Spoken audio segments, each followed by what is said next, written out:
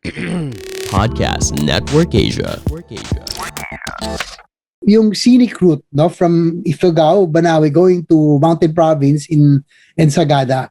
Wow, ang ganda. You would think that you were in Switzerland or something. Wow. Yung Wow. the mountain, kulang na lang yung Alps, but yung the scenery, everything, wow, really beautiful. Hey folks, this is Kako Tirona. And this is Gina Rafino. You are listening to Torque of the Town. Hey guys, Gina Rafino here along with Kako Tirona. Welcome to Torque of the Town. Wow, we're back. We took a long hiatus. It was a pretty long break. We were busy. It's not as if we weren't doing anything. We were pretty busy doing our reviews for MotoDeal and AutoDeal. But we haven't forgotten what we need to do, which is every once in a while talk to everyone through our Torque of the Town program. And today we have a quite an interesting Yes, guest. a very, very special guest. Because AutoDeal is about cars, MotoDeal is about motorcycles. Our guest today has dabbled in both. Let's just say he's dabbled. In both. That's a very lightweight. Very lightweight. And of course, he has this. He's spearheading this thing that's called Motorismo, which is something that I'm so looking forward to because it's exploring the Philippines on two wheels. And then I want to learn more about it. Of course, I'm so happy to have him here. And let's welcome him in to the show. None other than Senator JV Ejercito. Sen, good to have you on the show. Good afternoon. Thanks for joining us. Yes, hi Gino, Kako. Thank you for having me in the show.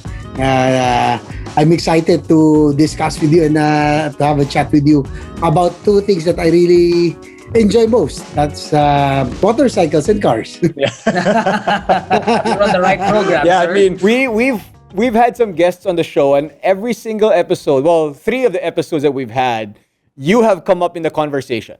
That's true. With JV Ejercito, with Mark Sung, you were part of the discussion, and that's why you being on the show now in the program really means a lot. And thank you for saying yes. I guess let's start first with the cars. No, let's start with your love affair with the cars. Do you remember when the first time was, and what was it that you actually saw a car maybe on TV as a kid, and you said, "I love that car."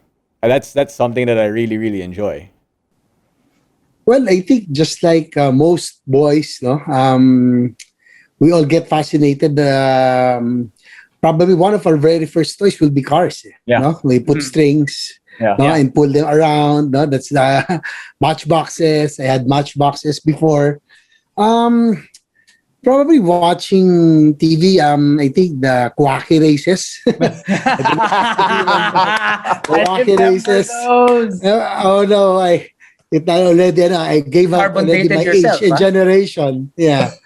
Probably started there, and then yung mga Mad Max, before itong mga Fast and the Furious, diba? There was Mad Max, Knight Rider, probably. Of course. Trans Am Kit, and then what else? Cannonball Run. No? These are the movies and shows that had me more fascinated with cars, because with Cannonball Run, Gino and Kako, every boy's a teenager's dream is a poster is a Lamborghini Countach. Correct. And you can see that it played a major role in the Cannonball Run, as far as I can remember. And I think I had 2, 3 or more Lamborghini Countach posters, in my room while I was a boy and a teenager. So from early on, I just like most boys, at least I was sure that I wanted cars. So it went on up to, of course, college, and then after I graduated, I like setting up cars. Diba? Just like any other enthusiast, we go to Perfect Circle there in Bendia. During break time in school, you go there, you set up sound system, anything. Spend 2-3 hours there. Sometimes go to Banawe, Winter Pine. These are the Winter Pine. Winter Pine. Perfect Circle, di ba? And back then, I remember Gino and Kako, I had, especially in college, at that time, martial law, there was no brand new cars. I remember, di ba? Parang there was a period, it was all old. So, my car then was an Opel Record, a 78, but it was already almost 10 years old. No? So, I had it, I'm having it fixed. I'm trying to, for mechanical problems, because it was already a 10-year-old car. So, yun, I had an Opel Record. I had when I was in college, which used, Kako and Gino, when I remember also clearly that when I had it overhauled, it took a while, no? Dapat one term lang, it extended almost 1 year. So 2 terms. I back then I was, so yung downtime ng Opel Record ko, I rode, nag-G-liner muna ako on LRT. No, but when my Opel Record was already... Buti G-liner lang, si Gino, love bus pa yata ito eh. No, because the G-liner passes our house, siguro just walk about 200, 300 meters, and then nandun na, and then I take a G-liner, get off in Lawton, and then LRT, and go down to LaSalle. Yeah. So, I miss those moments also, and it's memorable, like when I was driving, kasi I live on an allowance. I drink $100 a day, no, 50 pesos for meal and 50 pesos for my gasoline. I remember one time, I ran out of gasoline. Buti lang, pababa yung E. Rodriguez. Exacto, when I finished, there was a gasoline station. Whoop, exacto. And remember, Kako, I'll tell you also a story, Gino. Since my Opel Record before the overhaul was old, no? I had to choke it, di ba, yung carburetor to start. So sometimes if nobody was helping me, doing LaSalle parking, I'll get a rack doon sa mga gravel, I'll put a basahan or a rag, I'll cover it, I'll go inside, I'll start it, choke it, and then go out again, take out, tapos pag ganun ko, it will start na. So, it's so nice to remember all of these things. Looking back, I don't. When I started, and then, but I still, I loved that car, Opel Record, and then I graduated. I had a Mercedes-Benz na 280 CE in two-door. Nice. It's another 78. So parang na-fascinate ako sa mga European cars at that time, to set up, to fix, and then when I graduated, it went on, and then I went into business, and luckily naman, Kako, Gino, yung 90s, no, I was in real estate development, construction, financing. I was lucky that yung Asian boom at that time in real estate, I was lucky enough to make I was successful in business. So slowly but surely I was able to buy some cars, no? I had a Porsche, nice. No? A Jaguar then, after a Ferrari 355, but it was a gift to me by the late Louis Coson, the husband of Tessie Coson, was a very, very dear friend of mine. So, and it's nice, Kako, Gino, no? During that time, I see late 90s or mid 90s, 2000, yung group of yung mga sports car club, sports car circle was still siguro about 20 or not even, no? And then it grew to about 30. We used to hang out in BGC, in UCC, dun sa kabila pa, near Manila Golf. Yung parang patio. I don't know if you're familiar, the old UCC near Manila Golf. And it was nice because Danding Coangco used to come there, Ramon Ang, sila Tammy Campos, mga race car drivers, Wendy Imperial. So these are really passionate car enthusiasts na numbering about 15 to 20s, and I really enjoy it much because it's a mixture of politicians, a mixture of business, but we never talk of business or politics. It's really cars, no? And yun yung rule, Sunday. So Danding was there, Ramon. We really had fun. That took probably a good 8 years, no? That we used to hang out in that place. Nice. So, So you've explained that it from the very beginning that it was all about cars, no? So like you said, the passion started there. I guess my first question would be, when did the passion naman for motorcycles come into play? Actually, Kako, Gino, I have to be honest with you. Parang anything that has engines, I like, no? Well, I was kid because I was yung scale model, no? Yeah. I used to do all of those. So, ang dream ko talaga, like any other kid, no? I wanted to be a fighter pilot. So, I had a collection of model airplanes. Tapos, nagkaroon ako ng ships, and then to cars, even trucks, no? Tapos, nagkaroon pa ng trade. That's why I had this passion for trades also, Kako and Gino, no? Yes. Na I had an electric train, which was a hobby. So, I meron din ako nun.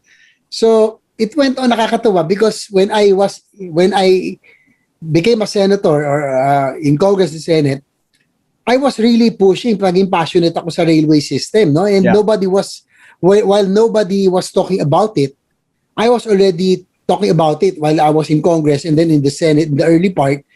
I was saying that the only solution for our traffic problem and our weakness in infra was the railways. Yeah. And now it's becoming a reality. Even looking back, sabi ko, why do I like? When did this passion start? So, ayun, I went back talagang parang anything that has engines, I like. And then yung motorcycle naman, my first big bike probably I got mga 1998, no? 1998, 99. I already had two big bikes, no? Ducati Monster. I think the first generation, Gino, Kako, wala pang ABS yun, no? Traction control. Yeah. The first gen. Tapos yung Super Sport. Tapos the clutches, no? were so hard, no? Yeah. Talagang magkaka-cramps ka. But unfortunately, I had an accident in 2001. Just when I had won and been proclaimed as mayor of San Juan. Yeah. So I had an accident that the period when I was proclaimed and the period that I was supposed to take oath to take my oath. So yung 1 month na yon, I had an accident. So parang everyone, the guy, my mom, my dad, were so angry and they said it's a sign, you're just starting a political career and you don't want to to die or something. So I stopped already, no? Parang that time I sold my bikes. So I went back to cars. But I have to be honest with you, parang when as we went on, especially in the latter part, ang dami ng had supercars, no? Yeah. Before talagang the circle also became very big na. Before you used to go to BGC, the Burgos Circle, you knew everybody, no? But now there was a time na when I go there, I don't know anybody anymore, and slowly but surely, the circle was becoming big. Young guys are coming in, which is good. So, also, I guess. Yeah, which is good. Yeah. And Kako, before parang Lamborghinis and these McLarens were just a dream for us, back then. But now you can see a whole lot of Lamborghinis, McLarens on the road. Yeah. But I have to be honest with you, parang I was starting to parang tell myself, parang it's different na. Nawala yung mga enthusiasts that were there, they were still there, but a lot more added na that are some are not really enthusiasts but more for forma, I think. Yeah. Okay. They do not really understand cars, and then they show up, we have to wear expensive watches, expensive shirts, mga Fendi na 50,000 each, shoes. Sabi ko, there might be a lot of people listening to this that might get offended. Pero totoo naman eh. Sorry. Sabi ko lang, baka ma-offend sila. Totoo naman eh. No, but it's true. But so, Kako, Gino, I thought Sundays are our stress release days. No? Yes. Parang natin to eh. Yan yung regular Sunday drives are our relaxation, our downtime, di ba? So parang, sabi ko, I don't want to stress myself thinking of what I'll wear, what watch, It's parang ano na. So, luckily, Kako, in sometime 2014 or 2015, yung Ducati Scrambler was introduced. Yes. Okay. I don't know if it's that. I think that was the time. Yeah. And then my neighbor, si Maurice Laude, got one. Yeah. No, he's also a car enthusiast. Yeah. No, and then he got one. So when I visited this house, kasi he's about 2 blocks, a block away from my house. Yeah. So I go, wow, nice. This looks nice. This looks like a retro bike. Small lang, 800cc. Yeah. So, para I was thinking, Abot what if I ride again? Abot ng pagdak yung Scrambler. 800cc. So, to cut the long story short, I ordered a Scrambler. Sabi ko, at least safe. Just for city, I told myself, pang ano lang to, pang kape-kape, urban riding. Simula yan. And then parang ganun, I think that started the shift, no? Yeah. There was a time, should I drive? Should I ride on a Sunday? Titignan ko yung car ko and my cars or my bike. But parang, to be honest, ako, Gino would understand. Parang every ride is like an adventure. Yeah. No? So parang ride back or magdadrive. So parang naging mas madalas na yung pag-ride. And I think I really enjoyed meeting a lot of people, different riders. Parang I felt that I was a teenager or a boy then. Pag nag-bike tayo nun, di ba? Pag may bisikleta, uy, punta tayo doon sa Green Hills, punta tayo sa ganyan, sa Cubao. Parang nagayaan, probably a group of 5 to 10 bicycles. Now, ganun din yung parang that was my feeling when I went into motorcycles. So, that transition, no? Parang, so in the last 5 or 6 years, parang naging it has become a Sunday, not only Sunday, even weekdays. Sometimes I ride with Gino and the group, no? I really enjoy it because probably you can appreciate the beauty of the country more, no? Yung wind, the smell. If you compare it in being in a car, so parang you can appreciate the air, the places, no, the beautiful places more when using a motorcycle. Yeah, I mean, so let's get right to that. You started, and I was always so amazed that of all the countries in Southeast Asia, a lot of them have the mga motorcycle tours, the mga dart tours, the mga ganyan, diba? All these different tour packages that you can rent a bike and then you can go explore Indonesia, Malaysia, Thailand, Philippines. Wala. We didn't have that. And I was talking to Hale Balderas of BMW and even the guys from KTM, ibang manufacturers. They all were wondering, how come we don't have something like that in the Philippines? And then I remember talking to you, and you're like, aha. This is something I want. Like, you started doing that motorcycle, motorismo, and it's something that you're spearheading and something that you've been really, really passionate about for the Filipinos to explore the Philippines on 2 wheels. Tell us a little bit more about that. Actually, I had the chance also to ride abroad, no? I went to the Motorrad, yung Eastern Europe. It's so nice, no? We started in Croatia. We went to Slovenia, Hungary, Did you do New Zealand also?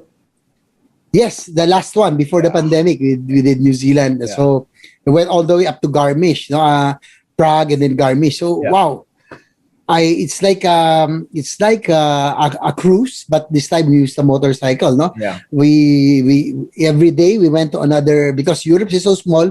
Every day you can go to another country already, and then I rode with my Club 200 brothers. They went to Spain and France in the Pyrenees Mountains, no? And I was invited at that time. I was not yet part of the club, so I went with them. And then the last time, as you mentioned, before the pandemic, February, we went to New Zealand, no, for another tour, which was so beautiful, talagang picturesque, scenic. So I told myself the same question: how come they can do it in other countries, and how come We cannot do it here. No, they do it in Thailand also, Malaysia, Indonesia. But to be honest with you, I have to be honest. Sorry, but I think it is possible only in Mindanao. No, at this time, because it's very risky here in Luzon. For one thing, they don't have tricycles and other possible road hazards, no? That make sudden left turns or U-turns. I think that's the majority of big bike accidents are caused by left turning or sudden U-turns of other vehicles. No? Hindi lang tricycles, but other vehicles also. But in Mindanao, I think may chance, no? Because of the Build program. Wow, Kako, Gino, for driving or riding, Mindanao has the best roads in the country. They're wide, even yung Buda, no, yung going to Bukidnon and Davao, that route. 8 lanes, 4 lanes, 8 lanes. But going to the city, magiging 8 lanes na.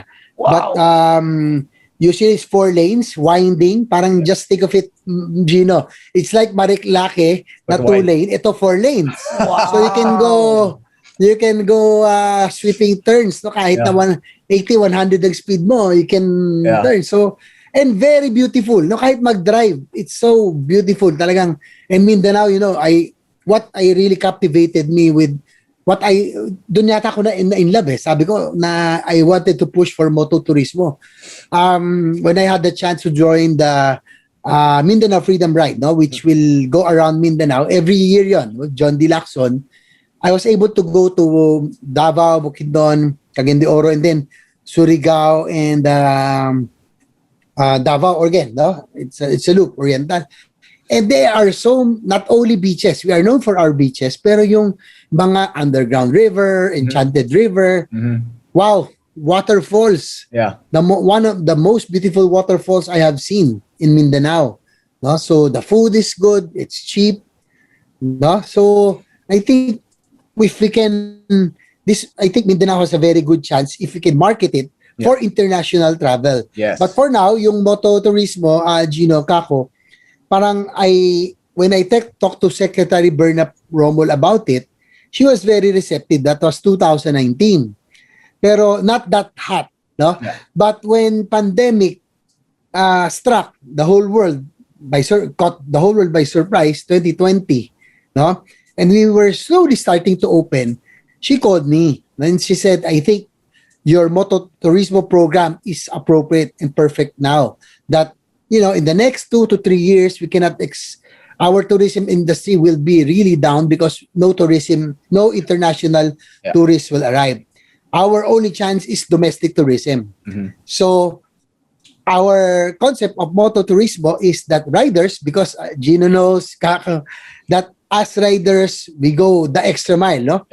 If for example, people know about Baguio, people know about Legazpi, but as riders in the north, we will go to Kalinga, we will go to Sagada, we will go to Abra, and for example, in Mindanao, people only know about Cagayan de Oro or Davao.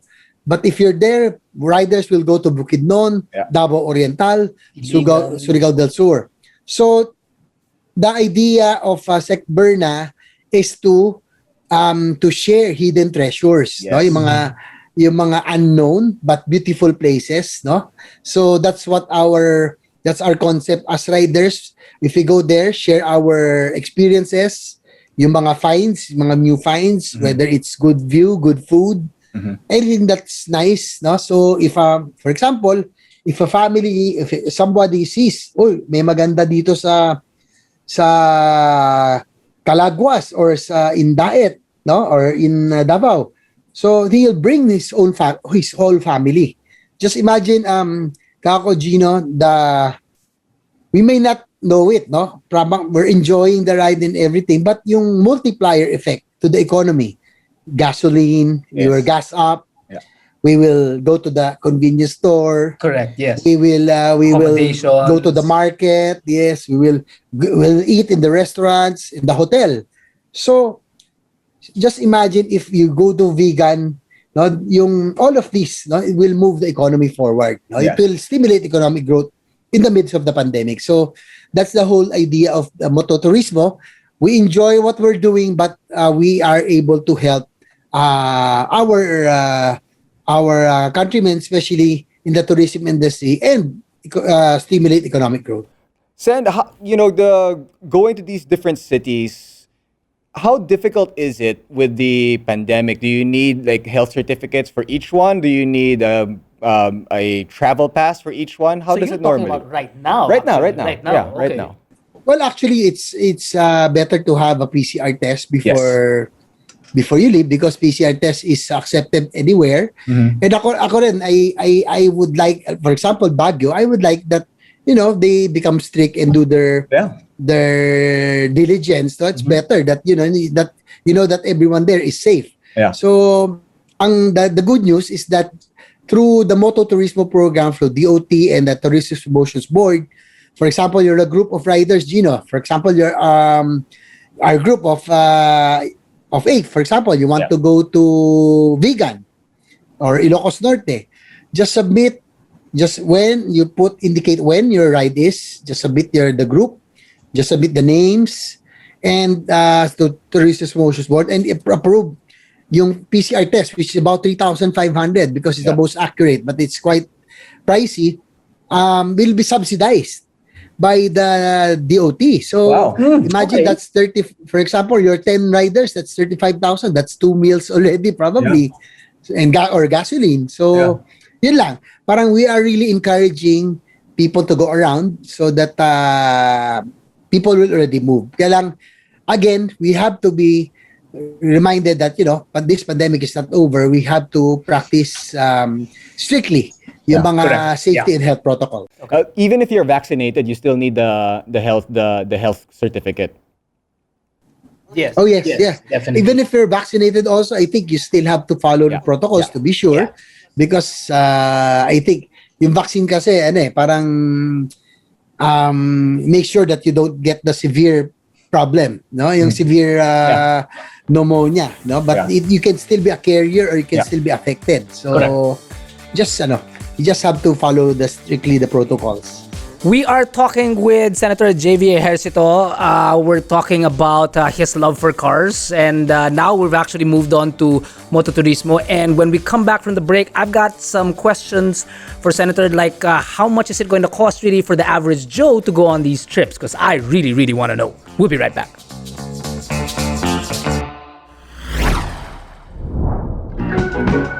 Before we continue with this episode, I want to remind everybody out there that we are in the new normal. And in this new normal, it might be a little bit difficult to take public transportation. So, what is the best way to get around from point A to point B, to go to work, to go visit your loved ones, socially distanced? Well, that is taking a motorbike. And if you want to learn more about bikes, if you want to learn more about what best bike suits your lifestyle, well, you can check out MotoDeal.com.ph. We got every single brand there, all the different types of models, whatever suits your budget and your lifestyle. Check out MotoDeal.com.ph. Cars are better. Nope, bikes are. So we're back. This is Talk of the Town. I'm Kako Tirona. With me is Gino Rufino. Our guest today is Senator JV Ejercito, and we started off by talking about his passion and his love for anything with an engine, really. He loves to tinker with stuff like that. We started off with his passion in cars, and then we moved on to a topic that he's very much in love with, shall we say, which is tourism of the Philippines with Mototurismo. And we talked about how it's done in other countries, and unfortunately it's not done in the Philippines yet, is what we're getting at. It's not just done yet. And the good senator was telling us that it may not be possible just as of yet for Luzon, but better for Mindanao because, well, the roads are so much nicer. And if anybody like Gino has ever been to places like Marilake, as Senator explained, that it's basically like Marilake, it's twisties, it's smooth roads, but it's like 8 lanes big, which to anybody, whether car or motorcycle, that has got to be awesome. So, Sen, I think we talked about earlier, before we went on break, about how, like you said, that it brings back tourism. We've got the hotels, the restaurants. Even if you stop at a gasoline station to buy, whether it be a bottle of water or even a sandwich and whatnot, it brings tourism back. Especially now that tourism is down because of the recent pandemic that has hit us, and we're still slowly recovering from that. I guess my question is, being the person amongst this trio right here that knows the least about Mototurismo, is that in my head, I had sort of like an idea of what it was, which is, I know that there are some group members in the Philippines, shall we say, like the Ayalas, that when they leave the Philippines and they bring their own motorcycles to go on tours wherever. Now, this is basically completely different, as you're saying. When they go to other countries, they may rent other motorcycles, but in this particular instance, they would have to bring their own motorcycles to, let's say, Mindanao and ride around there. My first question would be, obviously the cost would be just all on yourself, right? It would be your hotels and whatnot. Minus the PCR. Minus the PCR, obviously, which will be taken care of the DOT. Not my first question, but my only question would be now is that, will there ever be a time where you think that the manufacturers like KTM and BMW will do such things where they will, let's say, promote by lending you their motorcycles? Is this something that you're looking at? Or renting, not lending, but renting out their motorcycles? Kung lending, di ba? Sa'yo na lang yan. See you in 6 months. No, hindi naman ganon. Pero do you foresee something like that happening in the future, in the near future?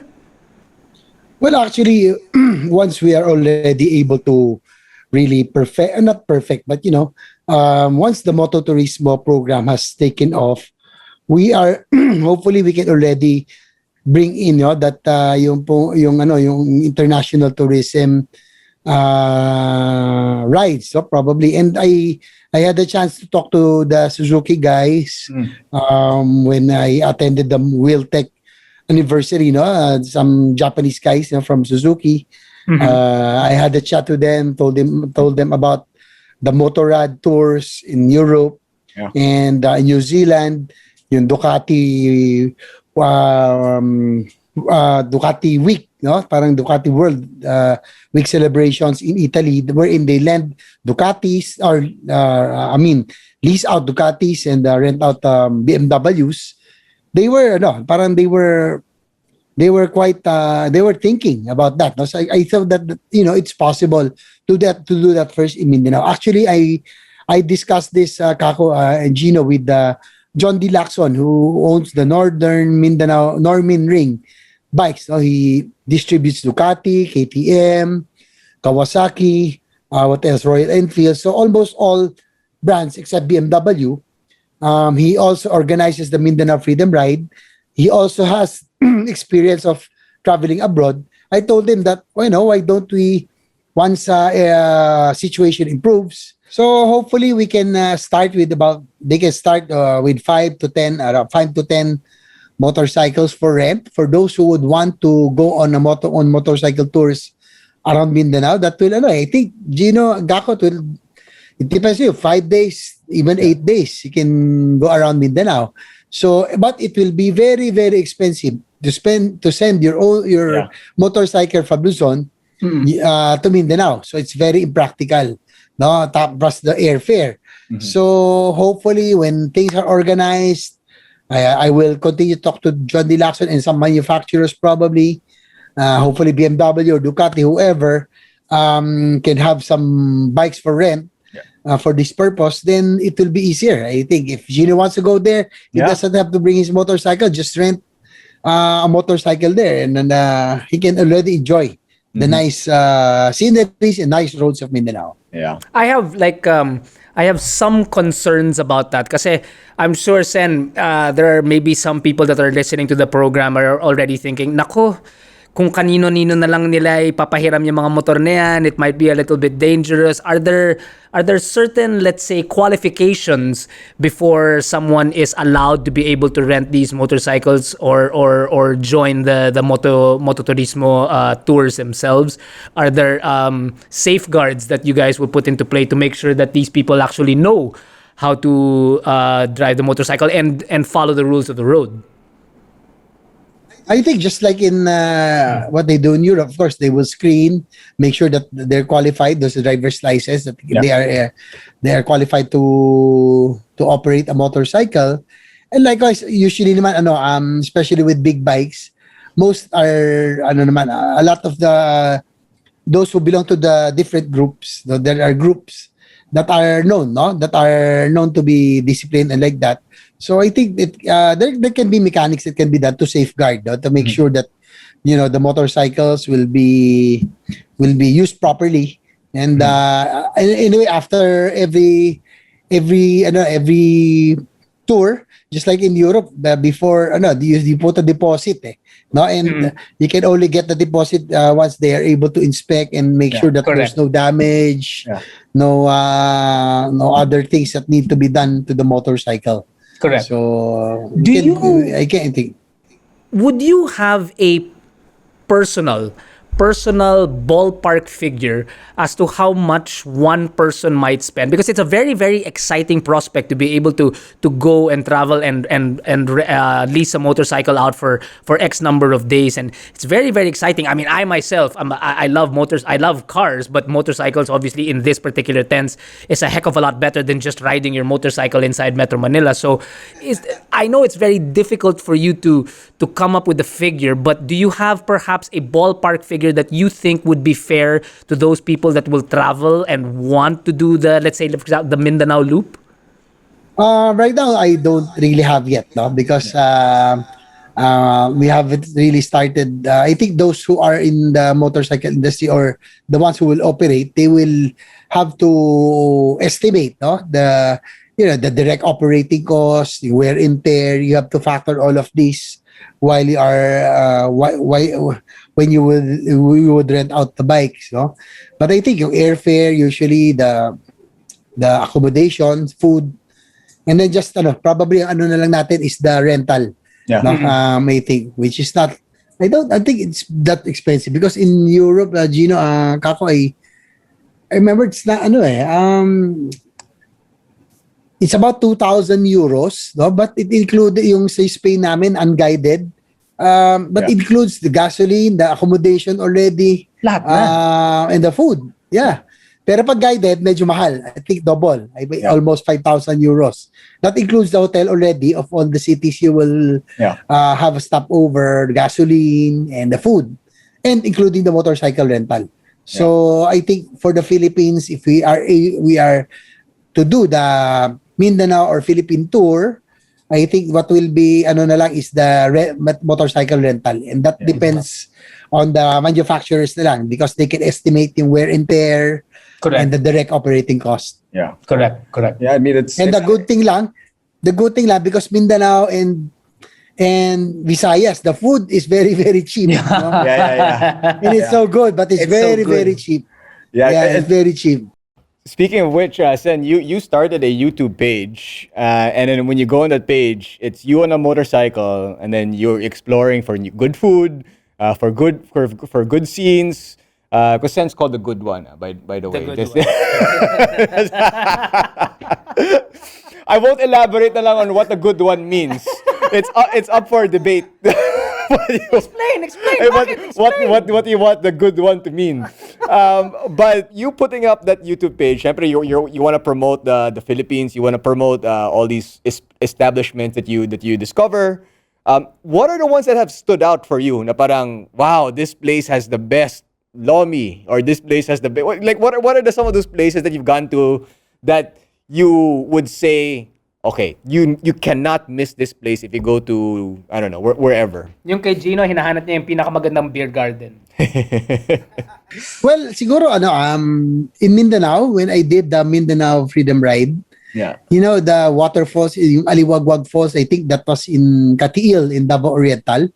Wow, Gino, Kako, it's like parang you think it was man-made the way it was arranged, pero it's nature's wonder. It's God's work, no? And it's really very, very beautiful. And the nice thing about it, there's a road you can park your car in front, your bike or your car, and you can take a picture of you with the falls behind you. So I think that's one of the most beautiful places that I have really seen in the country, you know. And not to mention, if you will ask me about rides, I think Gino, I hope you have done this, but yung Ifugao, Banawe to Sagada, I think it's one of the most beautiful rides because the climate is nice. No, you don't have to, once you stop, you don't have to hurry up and remove your jacket. Okay? Diba? Just like now. But there, you don't have to remove your jacket.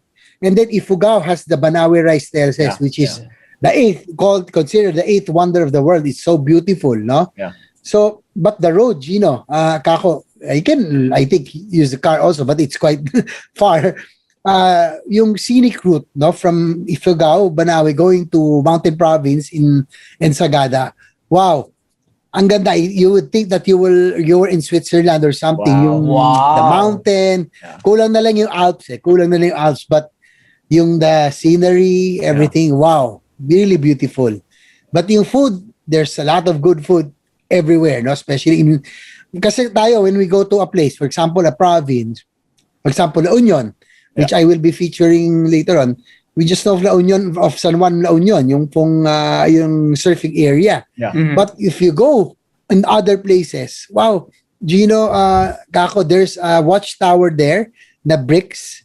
When I took a picture and posted it, people thought that I was in Europe. No, but that's just in Luna, in La Union. So in every province, there are hidden treasures. No, you just have to look for it. No, and ask probably locals or local riders, which I did.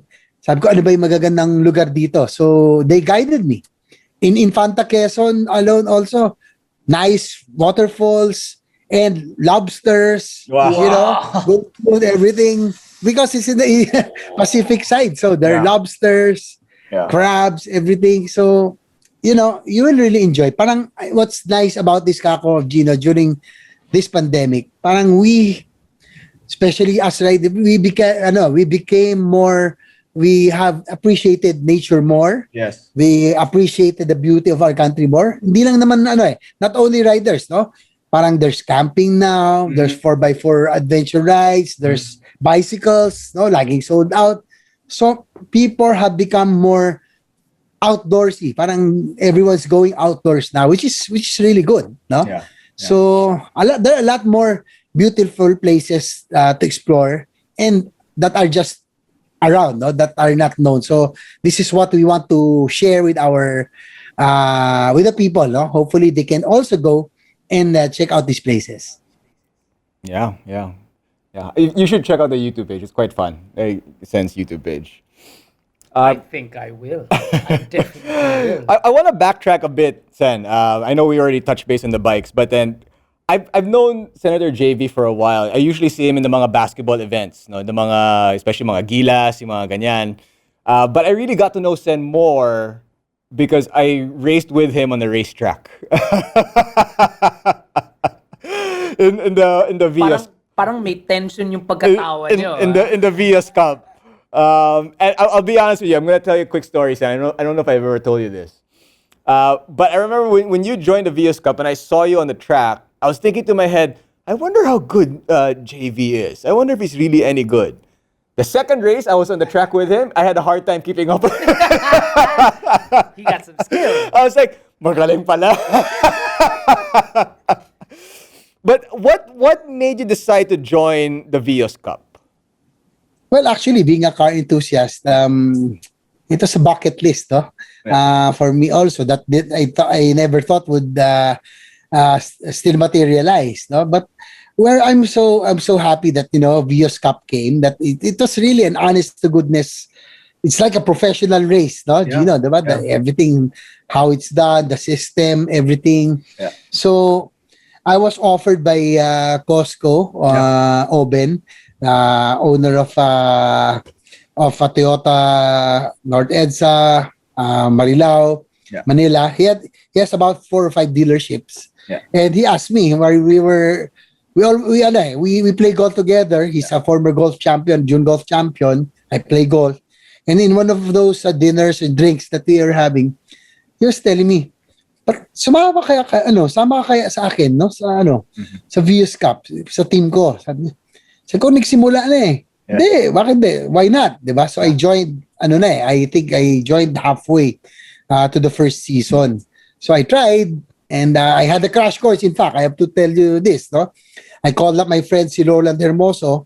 He was not yet the coach of Avengers then. Yeah. Sabi ko, Roll, sabi ko, problema, sabi ko, kakarera ako. Wala akong alam dito sa talagang track, no? So I had to take a crash course. So I go to Clark, no? With my car.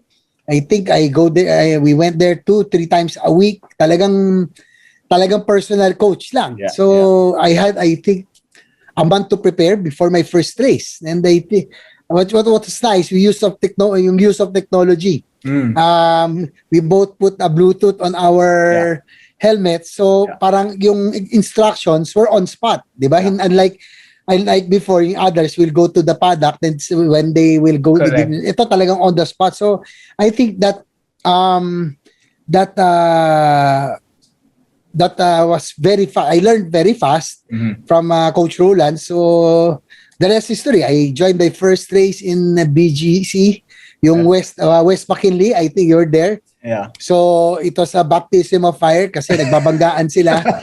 It was really pride. Kako, no? Parang nobody would. Parang it was an executive, different people, professionals, politicians, businessmen. Some have driving experience. Pero pride eh. Nobody really wanted to budge. So I think that was the first street race spot that parang at first na-shock ako kasi nga, a lot of cars will piled up, no? Yeah. But I had a good experience. I finished, if I'm not mistaken, top 8 or something. So that's quite decent because everybody crashed. So I was able to I was able to slip through. Yeah. And I think it was really a great experience. I would say those 4 years in the Vios Cup, I was really grateful and thankful that I was able to experience more than the parang yung spirit of camaraderie, but more yung talagang competitive spirit was there. Diba, Gina? You know what I'm saying? Yeah. When you're there, Kako, in the starting line, and you're waiting for the lights to come to turn off. Diba? Kasi 1, 2, 3, 4 pag in the starts lahat are lit then off. Talagang nakaano ka. Talagang bright yung eyes mo. Hindi pwede. No blinking. You cannot blink. Talagang, di ba? But and then you will go for 20 laps. Yeah. Di ba? You close the windows para aerodynamic kasi we are using 1.6 liter lang yung Vios, di ba? It's stock. So, parang talaga aerodynamic. It's so hot. Tapos you're tense. And Gino would understand this. Naka-racing suit ka. Yeah. Wow. Fire after race talagang wow, bagsak ka talaga. You're dehydrated because of the tension. So, I love that feeling. Parang it was a very tense feeling, but it's what I really parang it taught me discipline, patience, parang skills also, no? Yeah. And I'm very happy, Gino, at least before I retired, I was able to get a podium. Nanalo pa ako one time. Yeah. And when you stepped up on that podium, that was the loudest I heard the crowd. So that was the loudest I heard the crowd. I was like, oh, it's said.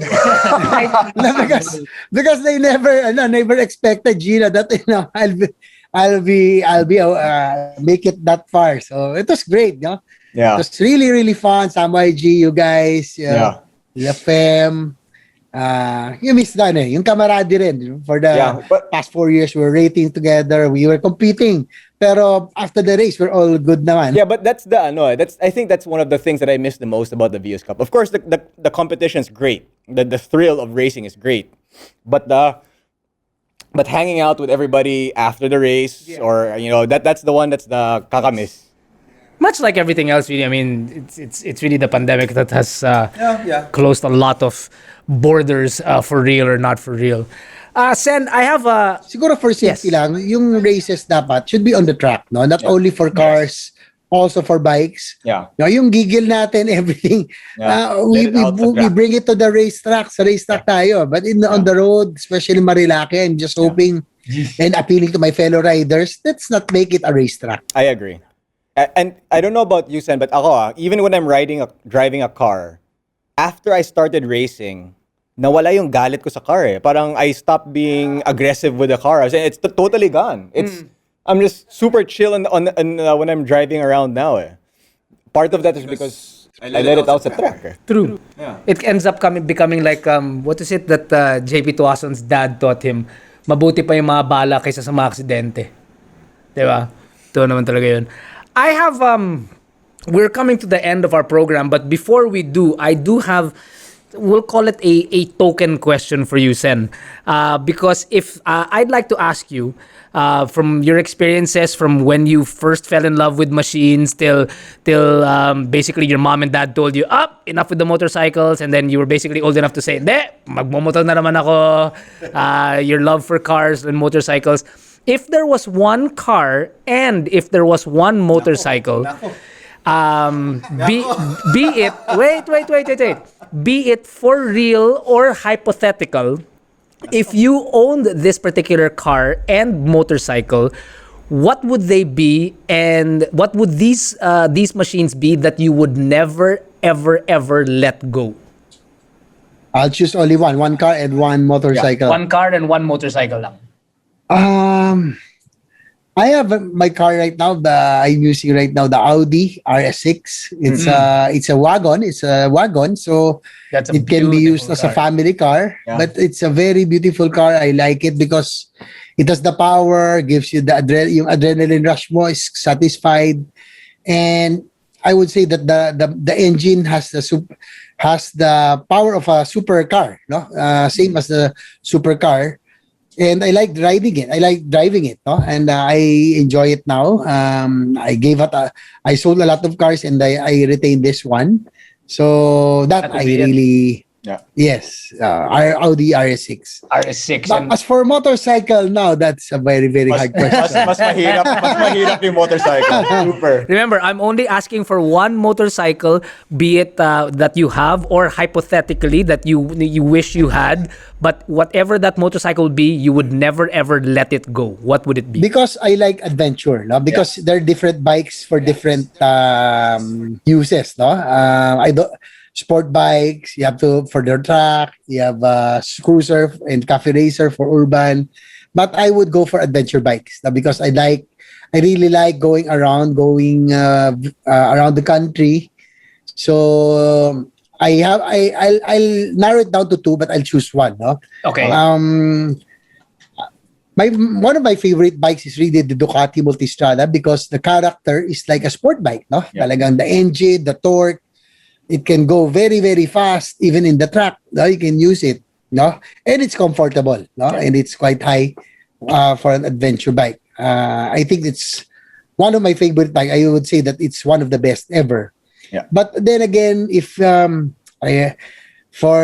my purpose of going around the country, of going 600 kilometers, if I go to Apari, or 500 kilometers going to Legazpi in Bicol, the most comfortable and safety-wise, I think, technology is, of course, the BMW GS 1250. Yeah. No? I think that will be the best bike for now. For my purpose of doing the moto turismo, because I would be going around the country. So it was a toss up, but I think it was difficult kasi Ducati Multistrada, you get the adrenaline rush, you get the character of a sport bike, but on an adventure position. So it's really really nice, no? But I think overall, for my purpose right now of doing the moto turismo, I think I would choose the BMW 1250 GS, no?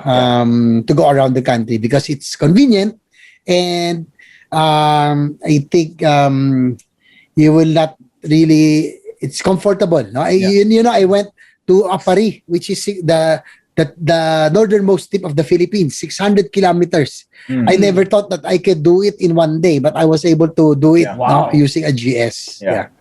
I'll say this. I have the GS right now of BMW Motorrad Philippines.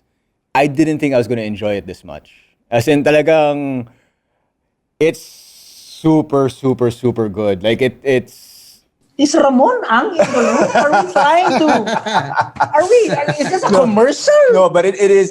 I have to say, Sen, I agree with you in that sense that it may not be the best bike for city use, but if you want to go far, if you want to do the Philippine Loop, if you want to just like enjoy riding around far to different places, I think the GS might be the bike of choice. If Toti Alberto is listening, ako na lang sa Ducati. Yeah. Pero I'll say this, the only reason why I don't like adventure bikes is hindi ko kasi maabot eh. So I think the only one that I can actually reach would be the GS 800, which was back in... No, okay. The 1250 that I have right now, it has a low suspension, and then if you put it to the minimum setting, I bet you can reach the ground. It's lower than my XSR.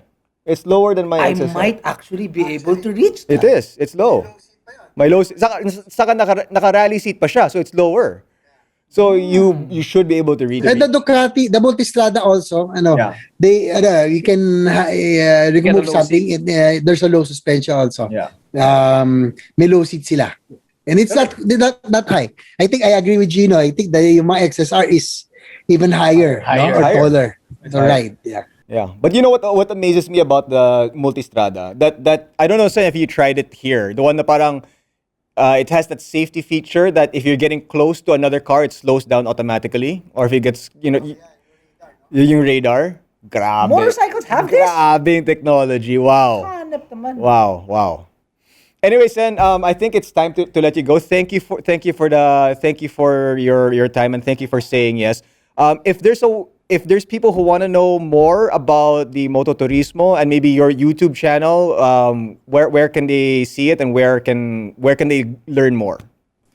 Yes, you can subscribe and check out my YouTube channel. JV Presents the good ones.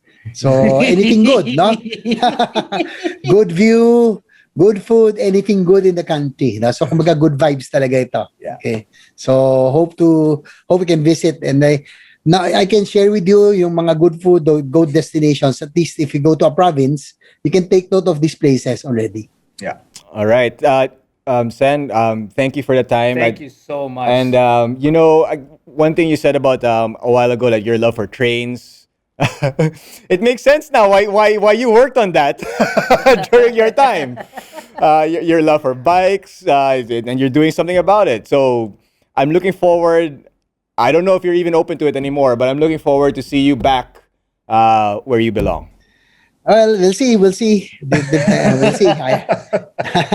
fearless prediction ka ba? Is that what's happening right now? I'm not just saying. I appreciate Senator JV. And anyway, Sen, thank you very much. Thank you very much. Thank you, Gino. Thank you, Kako. Thank you. Alrighty. Thank you.